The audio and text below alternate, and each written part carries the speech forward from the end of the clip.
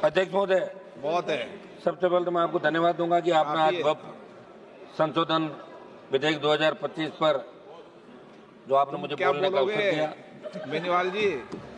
अध्यक्ष जी, मेरे से पूर्व हमने गृह मंत्री जी को भी सुना, पूरे देश के विद्वान इस साइड से भी बोले, इधर से भी हमारे बोले, जमकर बहस हुई। लेकिन आवश्यकता तो आज है बेरोजगारी पे चर्चा की। देखिए, मैं आपको बता रहा हूँ, वो भी आपके लिए जरूरी होगा।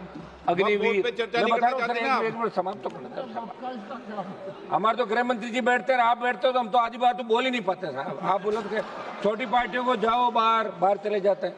कम से कम 5 मिनट आज समय दे, सुबह से बैठे, कोरम हम ही पूरा करते हैं। ये सारे सिंगल पार्टी के मामले। अध्यक्ष जी, मेरा निवेदन था कि सारी चर्चा हुई और निश्चित रूप से मुसलमानों के अंदर एक मैसेज है देश के अंदर कि वक्फ का जो बिल आ रहा है वो मुसलमानों के खिलाफ है। मैं आपको याद दिलाऊं अध्यक्ष महोदय कि मुस्लिम क्रांतिकारियों ने भी आज़ादी के आंदोलन का अपना योगदान दिया, जिसमें मौलाना अब्दुल कलाम आज़ाद, अशफाक उल्लाह खान, मौलाना मोहम्मद अली जोर और मौलाना हसरत मोहनी जैसे नाम शामिल है। ये सरकार जब इस प्रकार के विधेयक लेकर आए तो उनका योगदान नहीं भुलाए और ऐसा मैसेज देश के अंदर नहीं जाए, ये मेरी मांग है।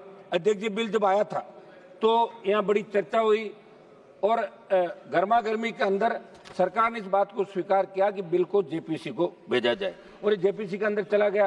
जेपीसी की खबर रोज हम पढ़ते थे कि विपक्ष के सांसद जब अपना सुझाव रखना चाहते तो उनको बोलने नहीं दिया जाता और जेपीसी के अंदर जब और सुझाव आए तो उनसे हटके खाली एक फॉर्मेलिटी की जेपीसी में भेजने की। जो सुझाव जो संशोधन चाहते थे वो इसके अंदर नहीं गए। मेरी मांग है कि आप इसके अंदर बड़ा मन रख के विचार करें गृह मंत्री जी। अभी कोई इस बिल से परमानेंट कुछ नहीं होने वाला, मुझे नहीं लगता कि इससे परमानेंट कोई सरकार अपनी बढ़ती रहेगी। और जो चीजें उस पर विशेष रूप से आप ध्यान दें। मैं आपका एक मिनट निवेदन करूंगा साहब, ये इसमें संशोधन आपने किया, पिछले कुछ वर्षों में वक्फ बोर्ड की संपत्तियों को लेकर विभिन्न प्रकार के जो आरोप लगाए गए, लेकिन क्या समाधान उन्हीं आरोपों के खिलाफ है या कोई राजनीतिक एजेंडा है? अध्यक्ष महोदय, संसदीय कार्य मंत्री जी को मैं ये भी पूछना चाहूंगा कि बिल धार्मिक स्वतंत्रता में दखल तो नहीं देगा, फिर देश का आम मुस्लिम इसका विरोध क्यों कर रहा है? ये आम जो विरोध कर रहा है, मेरे इलाके से मैं बता दूं आपको, जिस संसदीय क्षेत्र से मैं आता हूं, मकराना, लाडनू, नागौर, डीडवाना, वहां के लोग कह रहे हैं कि साहब इतना बड़ा हल्ला हो रहा है, आप वहां क्या करें पार्लियामेंट के अंदर? ये तो अच्छा हुआ आज आपने हमें बुलवा दिया, अगर नहीं बोलते तो बाहर जाके ये कहना पड़ता कि आप अंदर क्या सो रहे थे, क्या कर रहे थे, बोले तो नहीं। और हम हमारी बात आप तक ही रख सकते हैं और छोटी पार्टियों को आप संरक्षण देते हैं। इसलिए आज आपको बहुत बहुत धन्यवाद अध्यक्ष जी कि आज आपने हमें बोलने का अवसर दिया। अध्यक्ष जी है बोलने दो ना मुझे। गिरिराज सिंह जी, आप अपना काम कर रहे हो, मैं मेरा कर रहा हूँ। आप उधर से बोलो, मुझे भी तो बोलने दो साहब। अब की बार तो हम चुन के कैसा है आप जानते हो सारी बातें। सदन में जब मुस्लिम समाज की बात चले तो सदन माध्यम से ये भी अवगत करा दें कि इस वक्फ विधेयक से आर्थिक, धार्मिक और सामाजिक असमानताओं का सामना जो करना पड़ रहा है, सरकार की नीतियों में बदलाव है, लेकिन मुसलमानों की शिक्षा और रोजगार में स्थिति में कोई व्यापक सुधार 70 साल में नहीं हुआ। ठीक है, ये लोग भी भाषण दे रहे थे, लेकिन मुसलमानों का जो सुधार आर्थिक, सामाजिक, धार्मिक रूप से नहीं हुआ, तो इसमें कहीं न कहीं दोष इन लोगों का भी है।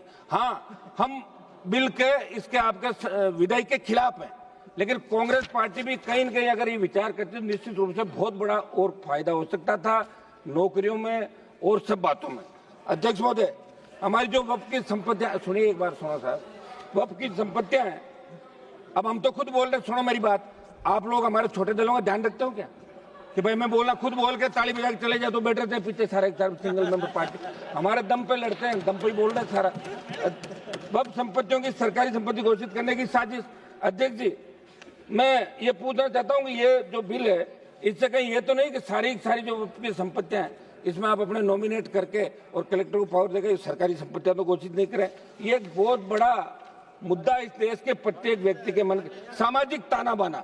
अध्यक्ष महोदय, इस बिल लाने के पीछे सरकार की मंशा पर सवाल निशान खड़े हो रहे हैं, क्योंकि आपकी नीतियां उद्योगपतियों के हित को देखकर बन जाती है। जैसे जमीन को धार्मिक और सामाजिक कल्याण के लिए संरक्षित किया गया था, उसे हड़पकर बड़े उद्योगपतियों को बांटना, मुस्लिम समुदाय के अधिकारों को चिरा करना। एक मिनट समाप्त करो। इसलिए ये कैसे सुनिश्चित होगा कि मुस्लिम समुदाय के अधिकार का नहीं होगा? ये सरकार के जिसमें हितों को नजरअंदाज कर पूंजीपतियों को फायदा पहुंचाया जा रहा है। ये अन्यायपूर्ण नीति न केवल संविधान के मूल्यों के खिलाफ है, बल्कि सामाजिक ताने बाने को भी कमजोर करने का बड़ा षड्यंत्र है। अध्यक्ष जी, मैं ज्यादा इन पन्नों में नहीं जाऊंगा, फिर आप कह दोगे कि पन्ने पढ़ रहे। मैं तो राजस्थान की बात करूंगा। राजस्थान में जो वक्फ की संपत्तियां, ये मेरे प्रदेश के अंदर वक्फ की कौन सी संपत्तियां हैं उनके बारे में लोगों को पता ही नहीं। और राजस्थान प्रदेश की वक्फ की कौन कौन सी संपत्तियां जो सरकार की तरफ जा सकती है, राजस्थान का मुसलमान भी देखना चाहता है कि हमारे हितों पे कुठाराघात हो रहा है। देखिए, राजस्थान से 11 MP चुन का है। बड़ा मुझे वो कहते हुए वो आ रही है कि 11 में से कांग्रेस पार्टी कम से कम एक को तो बोलने का मौका देती है। आप उधर से, मैं ही बोल रहा हूँ, ये भी मेरे ही खाते में सारा, मैं ही लड़ाई लड़ रहा हूँ यहाँ पे। मुसलमानों की भी लड़ रहा हूँ, मेरे समाज की लड़ रहा हूँ, अग्निवीर की लड़ रहा हूँ, किसान की लड़ रहा हूँ, बेरोजगार की लड़ रहा हूँ, बढ़ती महंगाई की, भ्रष्टाचार की और बढ़ते अपराधों की सारी लड़ाई मुझे लड़नी पड़ रही है। इस बिल का अध्यक्ष महोदय मैं विरोध करता हूँ और मैं चाहता हूँ कि बिल ये